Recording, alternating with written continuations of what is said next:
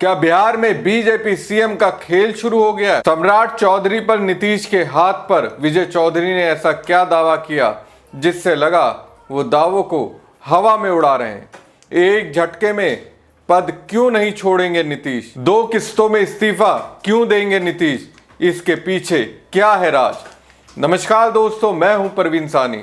दोस्तों, जेडीयू के अध्यक्ष और राज्यसभा के निर्वाचित सांसद नीतीश कुमार एक झटके में बिहार के मुख्यमंत्री का पद नहीं छोड़ेंगे। जीतन राम मांझी का कार्यकाल छोड़ दें तो लगभग 2 दशक से बिहार में सरकार चला रहे नीतीश बारी बारी से 2 किस्तों में मौजूदा जिम्मेवारी वाले पद छोड़ेंगे।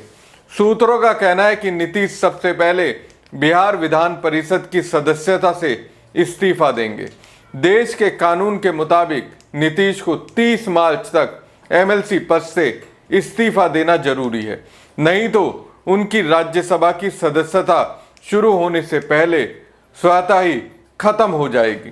राज्यसभा में उनका कार्यकाल 10 अप्रैल से शुरू हो सकता है, इसलिए तब तक वो एमएलसी का पद छोड़कर भी बिहार के मुख्यमंत्री बने रह सकते हैं। नीतीश कुमार सीएम पद से अप्रैल के दूसरे हफ्ते में त्यागपत्र दे सकते हैं, जब उनके राज्यसभा सांसद पद की शपथ लेने की घड़ी नजदीक आएगी। भारतीय संविधान के अनुच्छेद 101 एक साथ सदस्यता निषेध नियम 1950 और लोक प्रतिनिधित्व कानून 1951 की धारा 70 के मुताबिक एक व्यक्ति एक समय में संसद और विधानसभा में से किसी एक का सदस्य ही रह सकता है। अगर राज्य विधानमंडल का कोई सदस्य सांसद चुन लिया जाता है तो उसे निर्वाचित घोषित होने के 14 दिनों के अंदर विधानमंडल में सदन के अध्यक्ष या सभापति को अपनी सदस्यता का इस्तीफा सौंप देना है।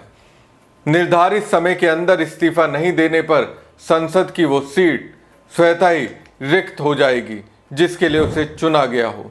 बिहार की 5 राज्यसभा सीटों के लिए 16 मार्च को नीतीश के साथ बीजेपी के राष्ट्रीय अध्यक्ष नितिन नवीन, राष्ट्रीय लोक मोर्चा के अध्यक्ष उपेंद्र कुशवाहा, जेडीयू के केंद्रीय मंत्री रामनाथ ठाकुर और बिहार भाजपा के महासचिव शिवेश राम निर्वाचित घोषित हुए थे। इनमें नीतीश कुमार बिहार विधान परिषद और नितिन नवीन बिहार विधानसभा के मौजूदा सदस्य हैं। नीतीश और नितिन दोनों को 14 दिन के अंदर यानी 30 मार्च तक क्रमशः विधान परिषद और विधायक के पद से इस्तीफा देना जरूरी है। बिहार की जिन 5 राज्यसभा सीटों के लिए चुनाव हुआ था उसके मौजूदा पदधारक उपेंद्र कुशवाहा और रामनाथ ठाकुर फिर से चुने गए हैं। नीतीश कुमार, नितिन नवीन और शिवेश राम नए सदस्य के तौर पर जीते हैं तो संसद के ऊपरी सदन में हरिवंश नारायण सिंह, प्रेमचंद गुप्ता और एडी सिंह की जगह लेंगे। निवर्तमान सदस्यों का कार्यकाल 9 अप्रैल तक है, इसलिए 10 अप्रैल या उसके बाद नए सदस्यों को राज्यसभा के सभापति शपथ दिला सकते हैं। संभावना है कि अप्रैल के दूसरे हफ्ते में नीतीश कुमार की जगह लेने वाले नए मुख्यमंत्री के चयन के लिए बीजेपी, जेडीयू के अलावा एनडीए के घटक दलों के विधायकों की बैठक होगी। पहले हर घटक दल अपने अपने विधायक दल का नेता चुनेगा। सबसे अंत में एनडीए विधानमंडल दल की संयुक्त बैठक में गठबंधन का नेता चुना जाएगा जो सीएम बनेगा। बिहार की सत्ता छोड़ रहे नीतीश चाहे तो राज्यसभा सांसद की शपथ लेने के लिए दिल्ली जाने से पहले मुख्यमंत्री की कुर्सी पर नए सीएम को बिठा कर जाए या फिर सांसद बनकर पटना लौटने के बाद सत्ता हस्तांतरण की औपचारिकताओं को पूरा करें। नीतीश क्या करेंगे, कब करेंगे, इसका अंदाजा तो नहीं लगाया जा सकता, लेकिन उनकी समृद्धि यात्रा के 26 मार्च को पटना में समापन के बाद नए सीएम की खोज तेज हो सकती है। बीजेपी ने यह भी कहा है कि एनडीए में नए सीएम और अगली सरकार को लेकर कोई चर्चा नहीं हुई है। बीजेपी के प्रवक्ता ने यह जरूर कहा कि अगले सीएम का चुनाव घटक दलों के नेता मिलकर करेंगे। एनडीए और बीजेपी के कुछ नेता ये कहते रहे कि नीतीश कुमार जिसे चाहेंगे अगला सीएम वही बनेगा।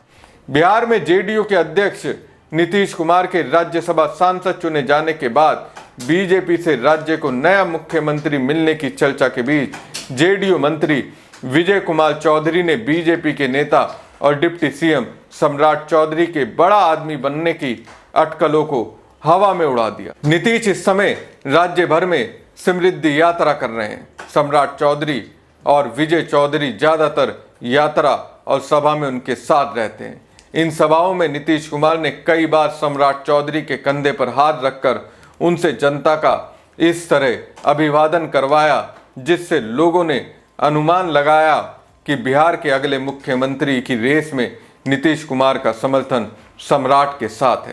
कैबिनेट मंत्री गिरिराज सिंह समेत कई बीजेपी नेताओं ने कह रखा है कि नए सीएम के चयन में नीतीश की अहम भूमिका होगी। भागलपुर की सभा में मंच संचालन कर रहे एंकर ने सम्राट चौधरी को मुख्यमंत्री बता दिया और तब उन्हें बोलने के लिए बुलाया। नीतीश ने वहां भी बाकी सभाओं की तरह सम्राट के कंधे पर हाथ रखा। इन सभाओं में नीतीश कुमार और सम्राट चौधरी के हाव भाव से बिहार की राजनीति में लव के बाद कुछ की हाट सुनाई दे रही है।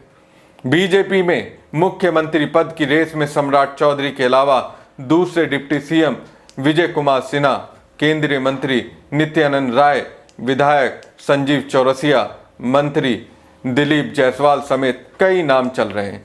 बीजेपी में किसी नाम के चलने और दौड़ने का वैसे अब कोई मतलब नहीं है, क्योंकि पार्टी नेतृत्व दिल्ली से किसके नाम की पर्ची थमाकर पर्यवेक्षकों को पटना भेज दे, ये बिहार में कोई नहीं जानता। सम्राट चौधरी के प्रमोशन को लेकर पिछले एक सप्ताह से बन रहे माहौल को लेकर विजय चौधरी से पत्रकारों ने सवाल किया तो उन्होंने इसे हल्के में उड़ा दिया। विजय चौधरी ने कहा, हम जुमई थे, इसलिए हमको ये बात मत कहिए। सम्राट चौधरी नीतीश के साथ डिप्टी सीएम के रूप में काम कर रहे हैं। लगातार वो उनके विश्वस्त सहयोगियों में से एक है।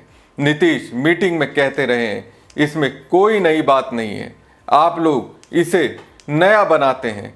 वो तो हर मीटिंग में बोलते हैं कि आगे यही लोग देखेंगे।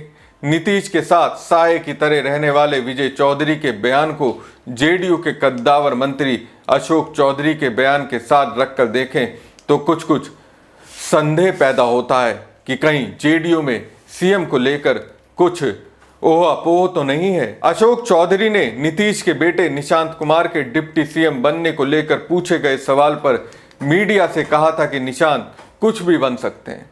जब 9वीं फेल सीएम पद का दावा कर सकता है तो निशांत तो इंजीनियर है। नीतीश के पद छोड़ने के बाद बिहार एनडीए के सबसे बड़े दल के तौर पर सीएम पद पर भाजपा की स्वाभाविक दावेदारी है, लेकिन सम्राट चौधरी की ताजपोशी के लगातार बन रहे माहौल के बीच में विजय चौधरी का ये बयान जेडीयू के अंदर कुछ असहजता का इशारा है। संजय झा क्या सोचते हैं, लल्लन सिंह क्या चाहते हैं और सबसे अहम नीतीश के मन में क्या चल रहा है, ये समझना इस समय सीएम पद की तुक्केबाजी में जुआ खेलना जैसा ही है। हमारी खबर आपको कैसी लगी कमेंट बॉक्स में कमेंट करके जरूर बताएं। साथ ही पेज को ज्यादा से ज्यादा लाइक और शेयर कीजिएगा। धन्यवाद।